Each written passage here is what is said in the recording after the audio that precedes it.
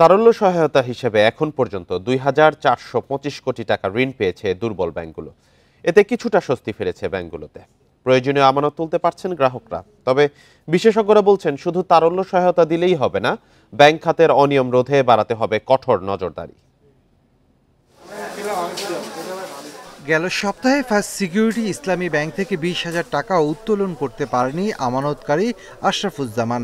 তবে চলতি সপ্তাহে তিনি ব্যাংক থেকে প্রয়োজনীয় টাকা তুলতে পেরেছেন। আমি আসছিলাম গত সপ্তাহে একটু বেশি নেওয়ার জন্য, কিন্তু ওনারা দেয় নাই, ৫,০০০ বলছিল, আমি না নিয়ে চলে গেছিলাম। এই সপ্তাহে আসলে রিকোয়েস্ট করলাম স্যারের কাছে, উনি ২০,০০০ টাকা দিছে আজকে। গেল দেড় দশকে অনিয়ম, দুর্নীতি ও পাচারের কারণে দুর্বল হয়ে পড়েছে ডজন খানেক ব্যাংক। তারল্য সংকটে ভুগতে থাকা এসব ব্যাংক থেকে আমানতকারীরা নগদ টাকা তুলতে পারছিলেন না।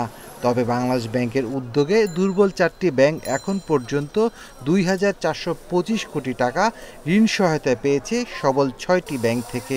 এতে কিছুটা ঘুরে দাঁড়াতে শুরু করেছে দুর্বল ব্যাংকগুলো।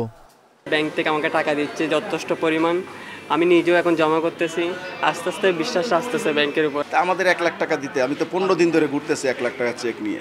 আমরা অনেক ভালো গ্রাহকবৃন্দের পেমেন্ট দিতে পারছি। বাংলাদেশ ব্যাংকের বিশাল একটা সহযোগিতা আমাদের কাছে অলরেডি আমরা পেয়েছি।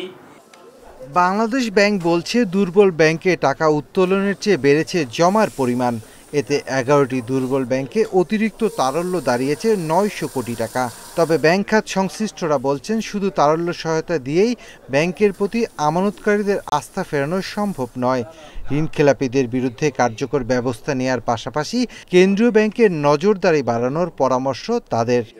এইটা কিন্তু বাংলাদেশ ব্যাংক আমি আরও কঠিনভাবে, শক্তভাবে এগুলিকে স্টেপস নিতে হবে।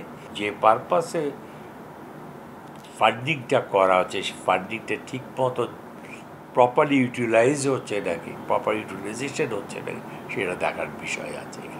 ব্যাংকের পাশাপাশি গ্রাহক আস্থা ফেরাতে সংকটে পড়া আর্থিক প্রতিষ্ঠানগুলোকেও তারল্য সহায়তা দেওয়ার তাগিদ বিশ্লেষকদের। Shafil Alam Sujan, independent news, Dhaka.